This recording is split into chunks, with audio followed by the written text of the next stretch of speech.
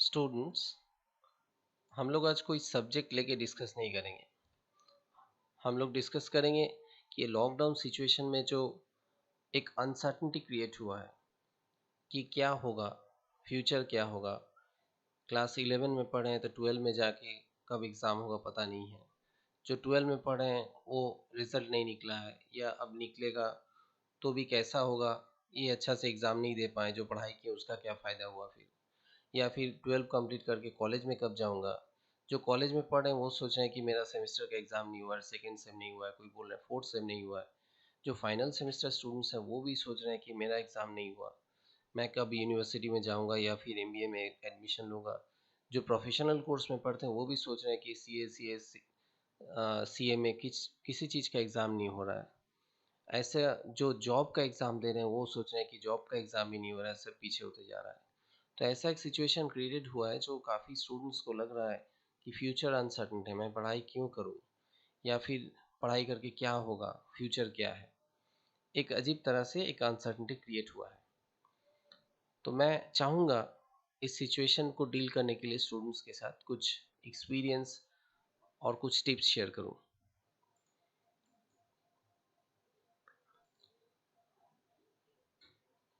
मैं पहले ही बोलूँगा, never think that everything is over. कभी मत ये सोचिए कि सब कुछ खत्म हो गया है। लगता है कभी कभी कि नहीं अब कुछ नहीं होगा, सब कुछ खत्म हो गया है, या फिर जो होना था अच्छा पहले लोगों के साथ हो गया, मेरे साथ कुछ अच्छा नहीं होगा, या हम लोग तो अब गए। कभी मत सोचिए ये चीज़, ये नहीं होता है, कभी नहीं होता है। ये पहले भी आदमी सोचते थे, बाद में भी आदमी सोचेंगे, अभी भी सोचेंगे, कुछ ना कुछ सिचुएशन अनसर्टिनिटी होता है। कभी मत ये सोचिए कि हर एक चीज़ खत्म हो गया। Never think that everything is over. कभी नहीं होता ये, जब तक सांस है तब तक आस है। तो आपको पॉजिटिव रहना ही पड़ेगा। ऐसा सोचते हैं कभी कभी हम लोग लाइफ में कि इस तरह का चीज़ सिर्फ मेरे साथ ही क्यों होता है, या फिर हम लोग के बैच के स्टूडेंट लोग के साथ ही क्यों होता है। नया सिलेबस हम लोग पे ही चालू हुआ था, ये समस्या मेरे लोग पे ही आया। ऐसा नहीं है। So don't think that this kind of things happens only to me. इस तरह का जो टाइम लॉस हो रहा है या अनसर्टनिटी हो रहा है या समस्या आया है, ये लाइफ में हर एक के साथ आता है, अलग अलग फेज में आता है, अलग अलग फॉर्म्स में आता है।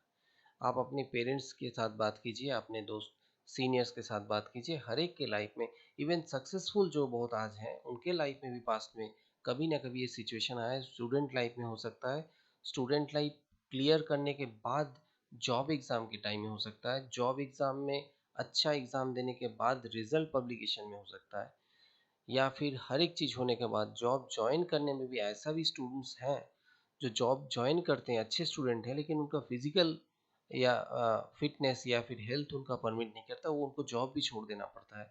तो भी वो लाइफ में ऐसा सिचुएशन फेस करते हैं। ऐसा भी हम लोग देखे हैं सोसाइटी में, ऐसा एग्जाम्पल आज कम नहीं है कि जो सक्सेसफुल है लाइफ में, हर एक मायने में सक्सेसफुल है, उनके लाइफ में भी इस तरह का फेज आता है। तो इस तरह का टाइम लॉस कि मेरा ज़िंदगी का 6 महीना चल गया, 1 ईयर चल गया, क्या होगा, मेरा बेकार का टाइम लॉस हो रहा है, नहीं, don't think in this way. सही है, टाइम लॉस हो रहा है, आपके लाइफ में हुआ है, सबके लाइफ में हो रहा है, लेकिन इसको दूसरे तरह से लीजिए। मैंने बहुतों को देखा है कि वो पढ़ाई अच्छा से किए हैं, सब कुछ कंप्लीट किए हैं, लेकिन उसके बाद ग्रेजुएशन या मास्टर्स करने के बाद 4-5 साल प्रिपरेशन में चल जाता है। कभी कभी जॉब का, जो जिस जॉब का टारगेट में वो पढ़ रहे हैं वो जॉब का एडवर्टाइजमेंट ही नहीं होता है। तो देखा जाता है कि उनका टाइम लॉस हो ही जाता है लाइफ में। तो ऐसा मत सोचिए कि ये मेरे साथ ही सिर्फ होता है, ये सबके साथ लाइफ में होता है, अलग अलग फेज में, अलग अलग फॉर्म में होता है। यूटिलाइज दिस टाइम, ये बहुत इंपॉर्टेंट पॉइंट है। Utilise this time to prepare yourself for the next level और लर्न सम न्यू स्किल्स और subjects needed for your future growth. इस जो टाइम आपको मिल रहा है, आप कैसे यूटिलाइज कर सकते हैं, थोड़ा सुन लीजिए। जो फाइनल ईयर स्टूडेंट्स हैं ग्रेजुएशन के या मास्टर्स के, वो डेफिनेटली नेक्स्ट लेवल में जो करना चाहते हैं वो पहले से प्रिपेयर करके, वो माइंडसेट करके रखना चाहिए उनको। तो जिस लेवल लाइन में जाना चाहते हैं वो, उस लाइन का प्रिपरेशन कम से कम करना स्टार्ट कर दीजिए। डोंट थिंक कि पहले क्लियर हो जाए एग्ज़ाम फिर मैं करूँगा, नहीं। अपने से जितना हो सकता है, कोई इंस्टीट्यूट में कोचिंग लेने का बात मैं नहीं कर रहा हूँ, लेकिन खुद से जितना हो सकता है, आजकल यूट्यूब है, इंटरनेट है, इसके बावजूद भी बहुत सारे बुक्स आते हैं, बुक्स तो मिलना चालू हो गया है, मैगज़ीन्स आते हैं, जिनमें कॉम्पिटिटिव एग्ज़ाम्स के बारे में पढ़ाया जाता है। काफ़ी इन्फॉर्मेशन मिलती है, प्रिपरेशन कर सकते हैं आप। तो अगर कोई सोच रहे हैं मैं सेंट्रल गवर्नमेंट जॉब का यूपीएससी का एग्ज़ाम का प्रिपरेशन लूँगा, तो अकॉर्डिंगली उसका प्रिपरेशन आप स्टार्ट कीजिए। जो सोच रहे हैं कि मैं 12 में पढ़ा हूँ, मैं ग्रेजुएशन में जाऊँगा, अगर वो जानते हैं कि मैं कॉमर्स पढ़ा हूँ या साइंस पढ़ा हूँ या आर्ट्स पढ़ा हूँ, किस चीज़ में मैं जाऊँगा, ऑलमोस्ट वो अगर सर्टेन है, तो वो अपना सब्जेक्ट को और अच्छा तरीके से प्रिपेयर करें, क्योंकि आपको ग्रेजुएशन में जाके वो पढ़ना स्टार्ट करना ही है। देखिए एग्ज़ाम पर्टिकुलर होता है कि नहीं होता है, इससे आपका सब्जेक्ट सीखना रुक नहीं जाना चाहिए, क्योंकि अगर अगर आप सब्जेक्ट नहीं जानते हैं, तो फिर आप जॉब फील्ड में जाके कभी नहीं आप वो पावर फील कर पाएंगे, वो स्ट्रेंथ नहीं फील कर पाएंगे, आप वो रिस्पेक्ट नहीं कमांड कर पाएंगे दूसरों के पास से। इसलिए बहुत ज़रूरी है कि अभी जिन लोगों के पास टाइम एक्स्ट्रा मिल जा रहा है, जो बीकॉम में फाइनल सेमेस्टर है, बीएससी में फाइनल सेमेस्टर में, वो नेक्स्ट लेवल में जो जो चीज़ आपका चाहिए उसका प्रिपरेशन आप थोड़ा थोड़ा करके स्टार्ट कर दीजिए, डोंट वेस्ट टाइम। लेकिन हाँ, मेन पढ़ाई को नहीं छोड़ के मेन पढ़ाई का टच रखिएगा ज़रूर। जो 12 में है वो नेक्स्ट लेवल में प्रिपरेशन कीजिए, जो 11 में है वो 12 का प्रिपरेशन कीजिए, लेकिन ये अनसर्टनिटी सोच के पढ़ाई मत बंद करके बैठ जाइए, ये कभी मत कीजिए, क्योंकि ये जब टाइम मिला है आप इसको यूटिलाइज कीजिए। जैसे कोई अगर जॉब का प्रिपरेशन लेना चाहते हैं, बैंकिंग का एग्ज़ाम देना चाहते हैं, तो जानते हैं कि या फिर और कोई एग्ज़ाम देना चाहते हैं, वो जानते हैं मुझे कंप्यूटर कोर्स करना होगा, मैं इंस्टीट्यूट में ना जाऊँ, लेकिन मैं उस तरह का कंप्यूटर का कुछ कुछ ले स्टार्ट कर दूँ मैं सीखने के लिए। अगर घर में कंप्यूटर है या फ़ोन में आजकल बहुत चीज़ मिलता है, थियोरेटिकली जितना पॉसिबल है कम से कम मैं स्टार्ट कर दूँ। और एक चीज़ मैं बता दूँ कि आप कोई भी लाइन में जाइए, एमबीए एंट्रेंस में जाइए या फिर आप एलएलबी एंट्रेंस में जाइए, आप जॉब सेंट्रल गवर्नमेंट में जाइए, स्टेट गवर्नमेंट में जाइए, आप कॉलेज टीचिंग में आइए, कुछ भी लाइन में आइए, एक पेपर आजकल सब लाइन में कॉमन होता है, वो है जनरल इंटेलिजेंस। जनरल इंटेलिजेंस या पेपर वन या प्रीलिम में जो सब आता है ज़्यादातर, वो क्या रहता है, वो एक कॉमन पेपर रहता है। उस पेपर में आपको मैथमेटिकल एप्टीट्यूड कुछ टेस्ट किया जाता है, डायरेक्शन टेस्ट टेस्ट किया जाता है, blood test, blood relation test test किया जाता है।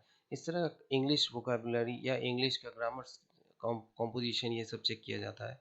तो आप जिस लाइन में जाना चाहते हैं, जो भी लाइन में जाना चाहते हैं, ऑलमोस्ट हर एक लाइन में ये चीज़ चाहिए ही चाहिए।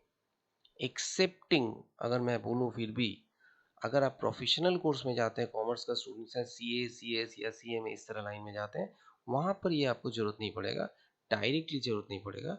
बट इस तरह का चीज़ हर एक लाइन में, हर एक फेज़ में आजकल ज़रूरत है।